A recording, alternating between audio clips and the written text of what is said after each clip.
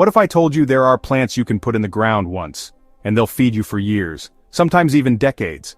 Today, I'm sharing 9 incredible perennial crops that just keep on giving. Let's dig in. First up is asparagus. Plant crowns once, and you can harvest fresh, tender spears every spring for up to 20 years. Just go easy the first couple of seasons and let those roots dig deep. Trust me, it's worth the wait. Next, rhubarb, famous for its tart red stalks.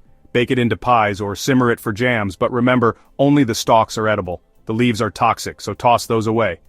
Number 3, Jerusalem artichoke, also called sunchoke. These look like sunflowers on top and hide a bumper crop of nutty tubers underground. Harvest a few, leave the rest, and you'll have even more next year. Heads up, they can take over, so give them space. Chives are one of the easiest perennial herbs out there. Onion-flavored leaves nearly all year long? Yes, please. Snip what you need, and divide the clumps every few years to keep them happy. Walking onions, have you seen these? They grow little bulbs at the top that fall and replant themselves. Harvest the greens and bulbs, they're tough enough to handle crazy winters.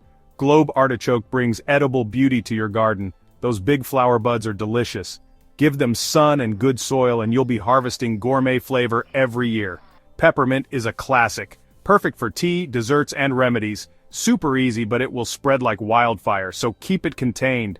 Warrigal greens, also known as New Zealand spinach, thrive where regular spinach wilts. It's bulletproof in heat and poor soil, just blanch before eating.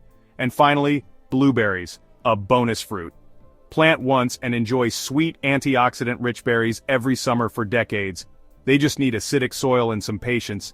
These 9 perennial crops are nature's gift to gardeners. Plant once and you'll be rewarded for years with fresh food, great flavors, and a beautiful garden. Which one are you planting first?